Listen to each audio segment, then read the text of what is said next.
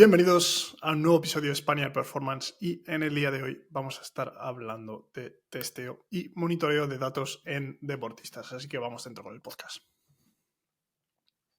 Lo primero de todo, como siempre, si estás viendo esto en YouTube, que sepas que vas a tener una pequeña guía visual que yo siempre utilizo para entender mejor los conceptos, para organizar las ideas que yo tengo en la cabeza, que muchas veces son un auténtico caos, y ponerlas en orden para poder hablar de ellas.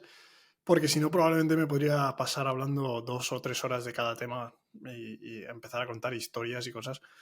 Y realmente me hace la vida bastante más fácil. Entonces, si estás escuchando esto en podcast, lo que te recomiendo es que sigas escuchándolo en podcast y sigas escuchándolo en audio, sobre todo porque en audio muchas veces al no tener esa guía visual podemos centrarnos un poco más en el tema realmente del que estamos hablando y no perdernos un poco por quizá los conceptos que yo pueda estar estableciendo dentro de la pantalla, que pueden ser bastante más confusos que otra cosa en algunos casos si no hay una interpretación detrás. Pero bueno, que sigas escuchándolo en audio porque para mí es una manera a veces mucho más centrada de aprender un concepto. Y después, si hay alguna cosa que crees de la que hemos hablado que está mejor orientada dentro de la guía visual, o que hay algún gráfico, como en este que voy a estar hablando, hay algún gráfico, alguna idea, alguna pirámide y tal que yo utilizo para clasificar estas ideas, pues puedes volver aquí, echarles un ojo, pegarles un pantallazo, lo que sea. Así como siempre, te recuerdo que para apoyar el podcast lo mejor que puedes hacer es compartirlo. Ya dejar like o no, pues eso ya cosa tuya, eso lo harás si realmente te gusta. Compartirlo realmente también, pero bueno, compartirlo sobre todo para que otras personas vean las ideas como las expongo yo, para que podáis debatir sobre ellas también. Y luego dentro de la comunidad Spaniard, otra de las cosas que hacemos en el canal de Discord, que podéis entrar completamente gratis en los links que he dejado abajo en la descripción, pues subimos, lo que suelo hacer es subir el podcast a la comunidad y pues abrir un pequeño debate o simplemente establecer una serie de principios que quizá no haya explicado aquí y pues dejarlo ahí sobre todo para que quede un poco más organizado y en cualquier momento tú puedas volver a la comunidad, echarle un ojo, hacer cualquier pregunta o preguntar o simplemente debatir cualquier concepto que tú hayas visto que yo he utilizado aquí y decir, ostras, he intentado aplicar esto, no me ha funcionado, o quiero aplicar esto, cómo lo has hecho, o este gráfico, cómo lo has tratado. Todo, o sea, todo lo que se os pueda ocurrir. Yo normalmente intento responder esas preguntas cada día o cada semana y después pues también tenéis abajo, os he dejado el link de la newsletter para que os suscribáis, que lo que hago cada día, sobre todo cada semana, perdón, una vez a la semana, intento recopilar toda la información que he utilizado esa semana. Pues yo qué sé, mira, ahora mismo estoy leyéndome que es el libro de cuadrantes, no sé si lo podéis ver, y que básicamente me lo mandó Daniel Boff, y hemos estado hablando de él. Bueno, sobre todo porque le traduje el libro de Takeoff, que es otra de las cosas que me estoy yendo otra vez por las ramas, pero este es el libro de Takeoff, ¿vale? El libro en inglés, y esta es la versión española que traducimos hace nada, sacamos pues, justo antes de Navidades, y ahora estoy leyendo el libro de cuadrantes porque, bueno, pues quizá no se sabe. Entonces, lo que suelo hacer es cualquier concepto que vaya sacando esas mismas semanas, lo voy explicando por esa newsletter para hablar pues de cualquier tema. Temas que a veces día a día los paso por la comunidad, pero luego lo recopilo un poco. Recopilo la semana, el viernes, normalmente lo recopilo y el domingo lo mando acerca de todos los conceptos pues, de los que he tratado esta semana, que he aprendido, lo que sea. Y después, más allá de eso, los programas Spaniard Method 3.0, Sin Material y Foundations, que son las partes en las que yo aplico todo de lo que siempre he hablado. Son programas que he actualizado pues lo más tardano hace 2 años, que fue el trabajo de Foundations, y realmente ahora estoy realizando alguna actualización más, que realmente no sé si llegaré a publicar porque no es que sea mejor o peor que el programa anterior, pero bueno, que os recomiendo que le echéis un ojo y paséis a mirarlo. Así que nada, vamos con el tema del podcast, que si no nos pegamos aquí todo el día hablando de esto. Testeo. Vamos a hablar de testeo con equipamiento mínimo. Una de las cosas que pasa muchísimo hoy en día, y el Sport Science, la ciencia deportiva, digamos, es enorme ahora mismo. Todo preparador físico que esté metido en entrenar deportistas o incluso no deportistas conoce Sport Science, conoce plataformas de fuerza, conoce GPS, conoce fotocélulas para medir la velocidad del sprint. Entonces, todos conocemos todo eso. Entonces, el ratio de las personas que conocen acerca de las ciencias y del análisis de datos y las personas que realmente tienen acceso a ellas es pequeñísimo. pequeñito, pequeñito, pequeñito. Entonces, la mayoría de personas que escuchen este podcast normalmente, o con los deportistas que yo trabajo de manera online, o incluso en algunos casos deportistas presenciales, en universidades que yo trabajo, que yo he trabajado en clubs, no teníamos nada de esto. Nada de esto, que lo máximo que teníamos era una plataforma de contactos, que es lo más básico que se puede tener, joder, que la puedes conseguir por 200, 300 pavos. Y luego hemos utilizado MyJump también. Y fotocélulas, pues que quizás es la siguiente cosa más barata que pueden costar por 1000. Puedes comprar casi 4 puertas o 3 puertas de fotocélulas baratas y te dan un dato al final. No es lo más veraz posible, pero es un dato sobre el que puedes medir. Y luego nos encontramos con las plataformas de fuerza que ahora están muy de moda, que pues yo he tenido el placer de conocer muy de cerca todo el proceso de plataformas de fuerza. He trabajado con Balt y bueno, sin más, una experiencia que no voy a entrar a valorar. Y luego conozco de cerca tanto al CEO como a uno de las personas más importantes dentro de Hawking Dynamics y realmente, joder, son herramientas muy útiles, pero que, vamos a ser sinceros, la gran mayoría de las personas no llegan a acceder a estas herramientas. Entonces, yo quiero tratar de hablar de estas herramientas, de los datos que yo he utilizado, pero creo que cualquier entrenador tiene que ser capaz de utilizar las mínimas herramientas posibles para sacar la mayor cantidad de datos posibles. Y ahora ya nos podemos meter a debatir si esos datos son más o menos útiles, pero con realizar 4 saltos con una plataforma de contactos o con MyJump, deberías ser capaz de exprimir los datos que te dan esos saltos al máximo para realmente sacar algo de información. Sacar algo de información que no siempre va a tener que ser, hostia, esta información me da todo lo que necesito para yo operar con este deportista. No, para nada. Va a ser información que tú puedes utilizar para controlar tu ojo clínico, es decir, tu capacidad de darte cuenta si un deportista es lo que tú crees que es a través de los datos objetivos. Es una de las partes más importantes para mí y después, sobre todo, testeamos para ver progresos. Creo que perdemos la cabeza muchas veces en pensar que estamos testeando para clasificar a un deportista y no es así. No estamos entrenando para clasificar deportistas. Estamos entrenando normalmente, estamos testeando normalmente y casi siempre deberíamos estar testeando para ver el progreso del deportista. ¿Qué estamos haciendo? ¿Qué cantidad de volúmenes, intensidades, trabajo de fuerza, estímulos estamos buscando?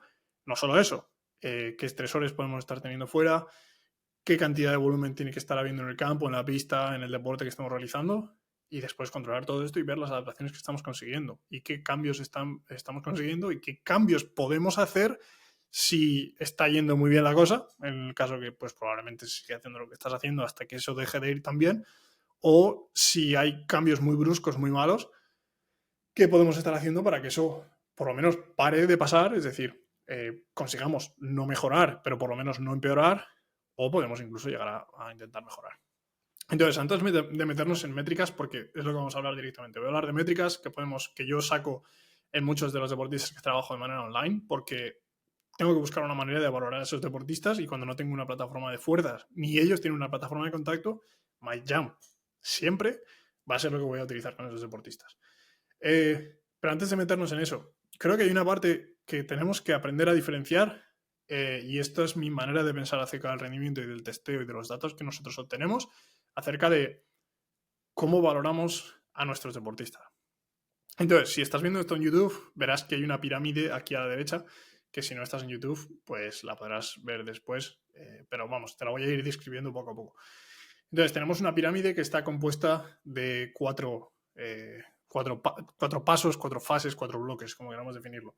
Entonces, el bloque principal, la base de todo, que nosotros debemos controlar siempre, y vamos a hablar de cómo controlar esto, pero es realmente cómo se nota, cómo se encuentra el deportista durante su día a día. No estamos hablando de cómo se nota en el deporte solo, o cómo se encuentra a la hora de rendir, sino cómo se encuentra en su día a día. Cómo está siendo su sueño, cómo está siendo su estado de ánimo, cómo están siendo sus relaciones con las personas que tiene alrededor, cómo está siendo su nivel de estrés, cómo está siendo su felicidad, su capacidad de disfrutar de las cosas que tiene en el día a día. Y ese es el bloque más importante. O sea, estamos tratando con seres humanos, ¿vale? Y tenemos que llegar a tener ese bloque mascadísimo.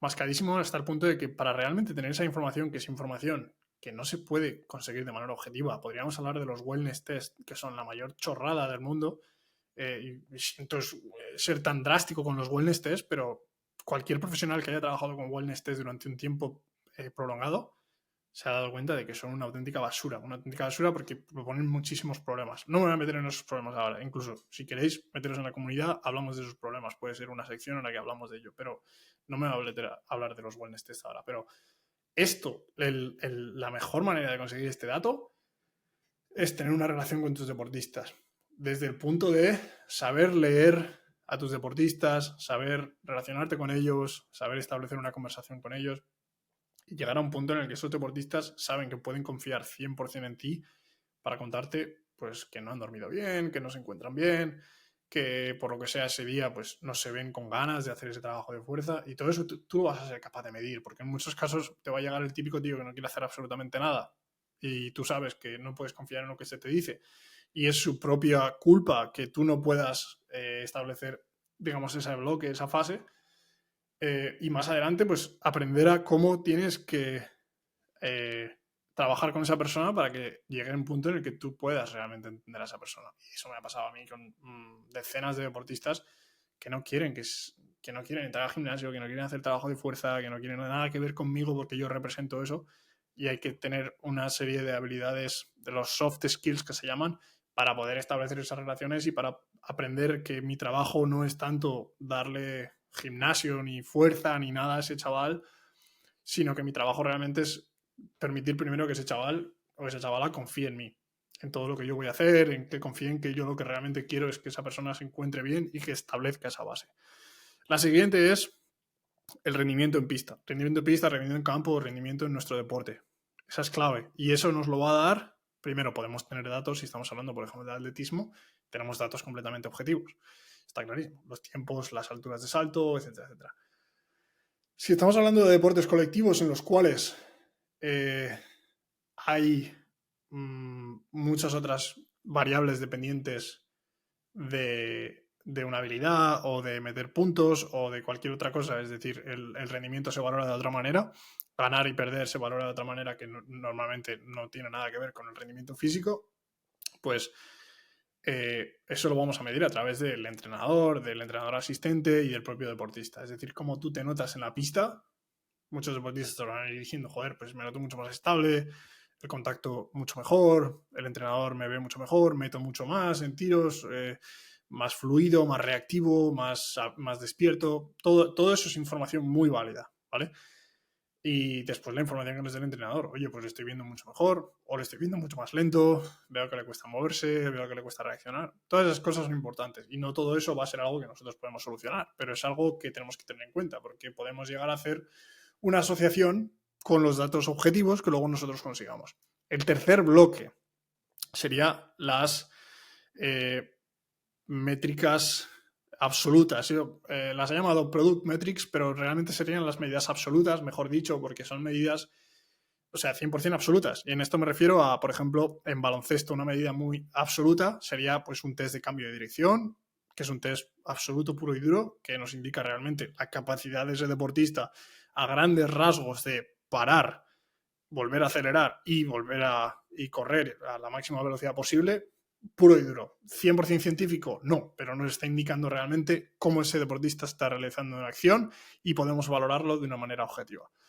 Y otra manera de verlo sería un salto con Vertex. Vertex sería esta herramienta en la cual tú saltas, tocas lo más alto que puedas y esa es la altura a la cual el deportista puede llegar. Estas métricas son la parte que somos capaces de valorar de manera objetiva y de tener datos para ellas más objetivas que podemos tener, más cercanas al deporte que podemos tener. Entonces, no van a ser métricas sobre las cuales nosotros vamos a tomar decisiones siempre, pero van a ser métricas que nosotros realmente, joder, queremos ver que mejoren. No siempre van a verse mejoradas y no tenemos que estar pensando constantemente que tenemos que mejorar estas métricas, pero sí que son métricas que tenemos que tener en cuenta. Y por último, el pico de la pirámide, que no deja de ser menos importante, pero que tiene una importancia menor a nivel global, que son las métricas específicas. Esto ya sí que es análisis de datos y estamos hablando ya, pues imagínate pues, el tiempo de vuelo, velocidad de despegue,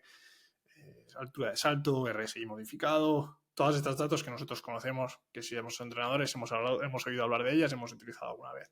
Entonces, pensando en esa pirámide, desde la base hasta la cumbre, yo lo he clasificado de manera en que de base a cumbre estamos hablando de más importante de manera global a menos importante de manera global. Lo más importante es el bienestar del deportista.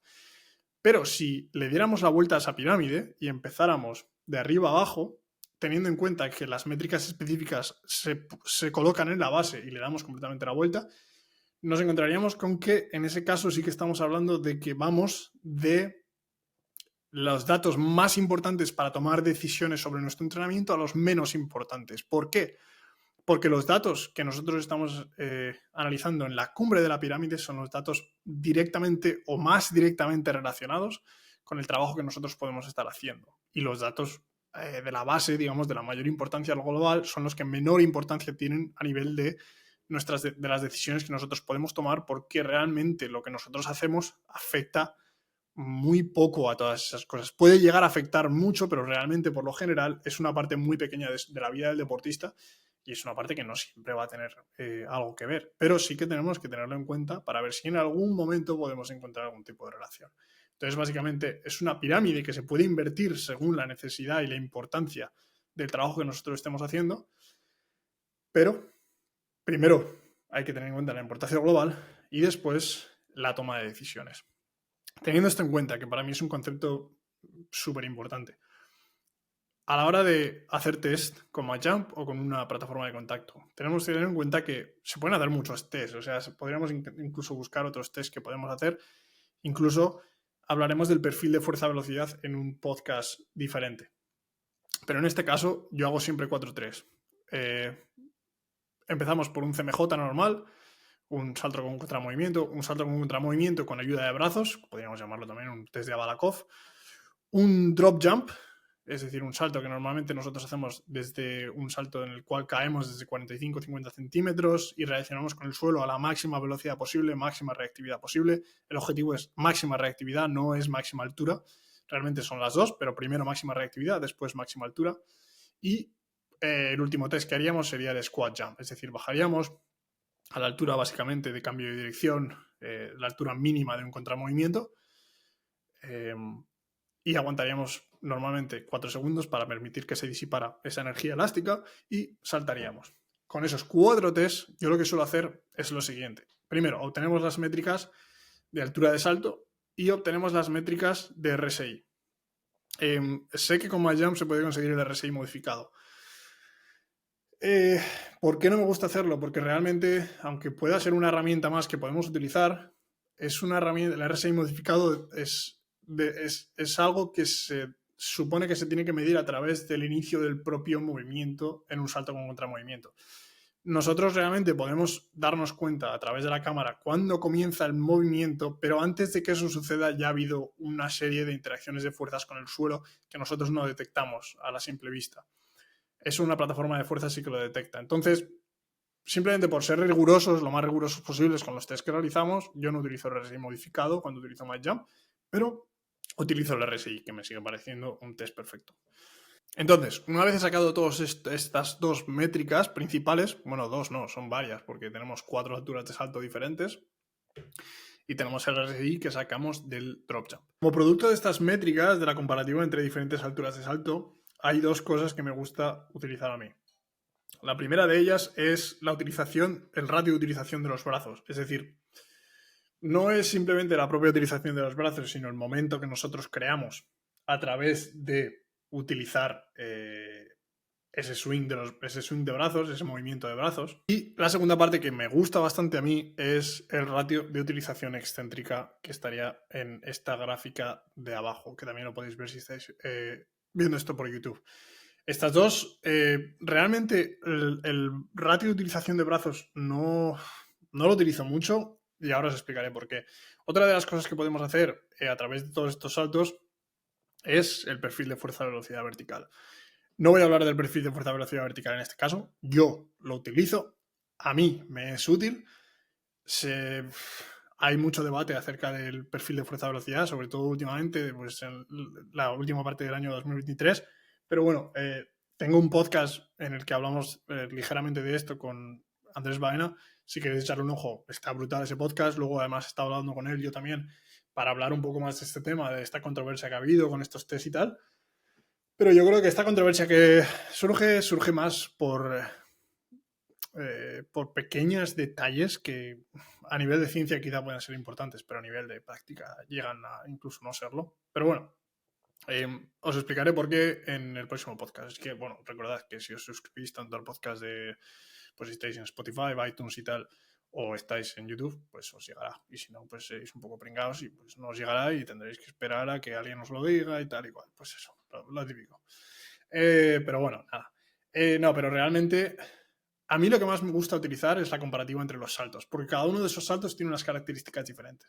El CMJ al final no provee las características que puede tener una Balakov o un CMJ con brazos, ya que no podemos obtener esa inercia, ese momento que provocan el movimiento de brazos y la fuerza que provocan esos brazos para conseguir una mayor altura de salto y aprovechar al final la energía elástica más. Entonces ya nos encontramos con una característica diferente de cada uno de esos saltos. El drop jump al final es un salto que enfatiza mucho más la reactividad, que depende mucho más de esas propiedades elásticas y que esas propiedades propulsivas, digamos que como que se minimizan lo máximo posible. Y después tenemos el squat jump, en el cual intentamos, que no se va a eliminar por completo, pero intentamos minimizar las contribuciones elásticas y intentamos testear al máximo posible las capacidades propulsivas. Entonces, solo con medir la comparativa entre esos saltos tenemos muchísima, pero muchísima información si sabemos analizarla. Entonces, yo principalmente utilizo 4 gráficas que tengo aquí mostradas. Una de ellas es una comparativa de los 3 saltos principales en los cuales hago el CMJ, el drop jump y el squat jump. No utilizo el CMJ con brazos en esta comparativa simplemente porque el CMJ con brazos normalmente asumo que siempre va a ser el salto más alto con diferencia de todos, porque debería ser así en cualquier deportista que sea capaz de utilizar su cuerpo de una manera decente. Pero me gusta comparar estos 3 saltos para realmente ver un poco la organización de los 3. Y los comparo siempre de la misma manera. Es decir, los comparo colocando primero el squat jump, es decir, el salto sin contramovimiento, el CMJ en medio y el drop jump a la derecha. Entonces, esto crea un perfil de 3 barras, básicamente, en el cual yo puedo observar la altura de cada una de las barras. Entonces, aparte de observar yo cómo va progresando cada una de esas barras y cuál está progresando, cuál está perdiendo valores o cuál está manteniéndose, lo que veo es la forma que se crea. Entonces, si os dais cuenta, este es un deportista que para mí es un deportista muy bueno, con unas características muy buenas. Seguramente va a ver el podcast, va a poner a decir, soy yo, tal, soy la leche. Si estás viendo este podcast, no, eres un poco pringado. Pero bueno. Pero básicamente, una de las cosas que me gusta a mí ver esto es, digamos, a esto lo llamo yo el fuck you, que es básicamente el dedote, ¿vale? Entonces, lo que pasa con esto es que nos encontramos con que la altura mayor es la del CMJ y las alturas menores al CMJ van a ser el drop jump y el squat jump, que quizás es algo muy básico, pero normalmente este patrón se produce en esos deportistas híbridos, digamos, que son capaces de utilizar tanto el ciclo de estiramiento-acortamiento muy bien, como son también capaces de utilizar las partes propulsivas del salto. Principalmente el CMJ para mí debería ser siempre el salto más alto. El squat jump y el drop jump ya sí que nos va a indicar una característica diferente del deportista. Normalmente yo prefiero ver un squat jump que sea mayor simplemente porque me indica que sus capacidades propulsivas son mayores y en la mayoría de deportes se va a parecer más un CMJ a una acción real del deporte que no un drop jump. Simplemente porque un drop jump va a tener una velocidad de contacto muy bajita, o debería ser muy bajita, muy rápida, y normalmente en la mayoría de deportes colectivos vamos a tener un poquito más de tiempo para producir fuerza. Entonces, esto simplemente es una característica de este tipo de comparativa. Después, otra comparativa que tengo aquí hago la comparativa entre que realmente no es una comparativa, sino una compenetración de datos, que es la altura del drop jump y el RSI. Simplemente para ver qué tipo de cambios estamos observando en el RSI y si ese índice reactivo está cambiando debido a la altura o simplemente debido al tiempo de contacto con el suelo. Entonces, si veo que el RSI está aumentando, quiero saber si realmente está aumentando por un aumento del valor del salto, un aumento de la altura de salto o un aumento de la reactividad, porque cualquiera de las dos puede provocar un aumento. Si está provocando una bajada del RSI, también podemos hacer lo mismo. Si vemos que ese RSI, como en esta gráfica que mostramos aquí, está bajando a la vez que baja la altura, sabemos que la reactividad realmente del deportista se está manteniendo, pero la, digamos, capacidad total de producir esas fuerzas, de llegar a esa altura a la que llegaba antes con ese mismo tiempo de contacto, está perdiéndose. Entonces podemos observar eso también. El ratio de utilización excéntrica también lo sigo midiendo para realmente observar qué capacidad tiene el deportista de utilizar esa fase excéntrica en el caso de realizar el salto, y esto no es más que una comparativa entre el CMJ y el SJ y el squat jump, y normalmente yo en la mayoría de deportistas intento que siempre sea un 1.1 o por encima. Más por encima de esto, pues quizá en momentos en los cuales el deportista esté en un mejor estado de forma o simplemente un poco más reactivo de lo normal, pero tenemos que tener en cuenta que el ratio de utilización excéntrica no es simplemente un ratio de mejor o peor, porque tenemos que tener en cuenta que el ratio va a cambiar según cualquiera de los dos saltos cambie. Entonces, si observamos que el ratio de utilización excéntrica aumenta muchísimo, tenemos que tener en cuenta que esto se puede estar produciendo porque la altura de salto de CMJ se mantiene, pero la altura de salto del squat jump se está perdiendo por completo. Entonces, quizá no es un aumento del ratio de utilización excéntrica que nos convenga. Pero eso va a haber que utilizarlo y va a haber que medirlo según la comparativa de saltos que tengamos. Y por último, otra comparativa de saltos que me indica un poco más el progreso, que me indica los cambios que estamos sufriendo, y hago esa comparativa también con el salto con contramovimiento con brazos o el salto de Abalakov. Simplemente para ver la diferenciación que nos encontramos entre ese Abalakov y el resto de saltos, que normalmente tiene una correlación bastante cercana con el CMJ también. Entonces, me gusta ver que esa correlación existe, y si se produce algún cambio muy drástico de alguna manera, sí que me gusta analizar el porqué. Entonces, ya os he explicado un poco cómo interpreto todos estos datos que os acabo de dar. O sea, es que son mogollón de datos. No solo son mogollón de datos, porque es verdad que no son muchísimos datos, pero son bastantes datos para los test básicos que estamos haciendo, sino que podemos llegar a analizarlos de muchas maneras diferentes, y ahí es donde está la clave de todo esto.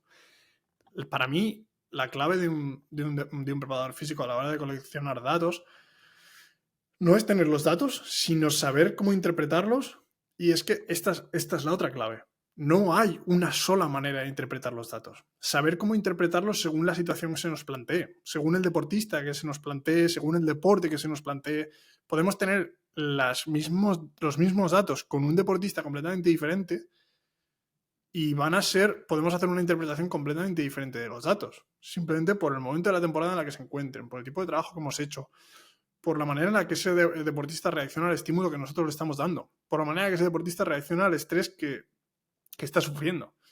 Entonces, es que es lo bonito de todo esto, tío. Con muy pocos datos, que para mí son muchos para lo poco que tenemos que hacer aquí, conseguimos un montón de información, porque la información va a ser lo que nosotros decidamos escoger de ahí.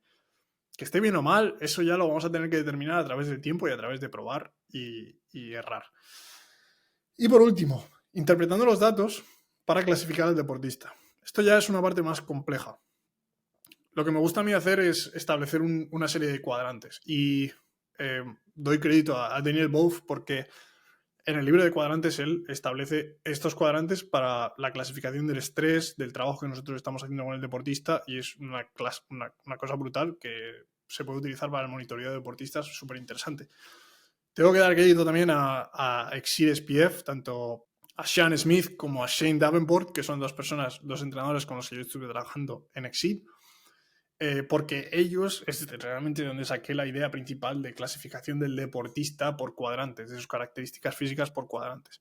Entonces, nos encontramos que en el axis vertical nos encontramos la fuerza, en el axis horizontal nos encontramos la velocidad. Entonces, al tener 4 cuadrantes divididos por estos tres axis, estoy hablando casi en inglés-español porque no sé ni hablar en español a veces, pero en el cuadrante número 1 nos encontramos con el deportista que es muy fuerte, pero muy lento.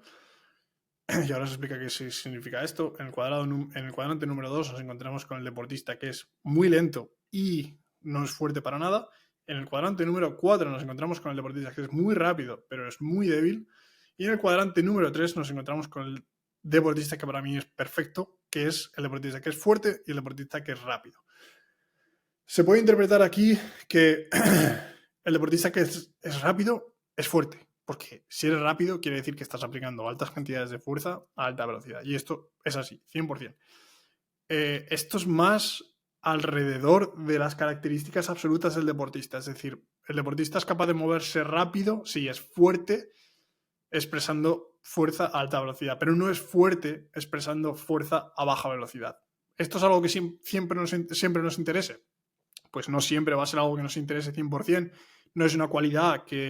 Bueno, estaba terminando de editar el podcast, que lo tengo aquí delante, y por lo que sea, los últimos 5 minutos, que es lo que quedaba del podcast, se cortó el audio por completo. Así que nada, me grabo esto rápidamente para deciros que básicamente no digo nada nuevo. O sea, lo que termino de hablar de la parte de cuadrantes de clasificación de deportistas, de cómo esa clasificación al final, aparte de pudiendo utilizar una serie de datos, es más importante tenerla respecto a tu ojo de entrenador y a cómo ves esa clasificación con los deportistas. Así que nada, terminamos con eso justo y os acabo diciendo lo que siempre, que muchas gracias por estar aquí viendo el podcast y os agradezco un montón que compartáis esto. Si lo estáis viendo, echadle una foto, lo ponéis en historias en vuestro Instagram, lo compartís por LinkedIn incluso, que es una plataforma que a mí me gusta bastante también a nivel profesional, de cosas pues que estáis haciendo, y podéis etiquetar incluso en LinkedIn a Spaniard Performance, incluso a mi cuenta también, y os lo agradezco un montón por eso. Y bueno, sobre todo eso, compartir. Y como siempre, si queréis seguir apoyando más, tenéis abajo los programas de entrenamiento de Spaniard Method y tenéis la comunidad y el código de descuento del encoder de Vitruve. Así que nos vemos en el próximo.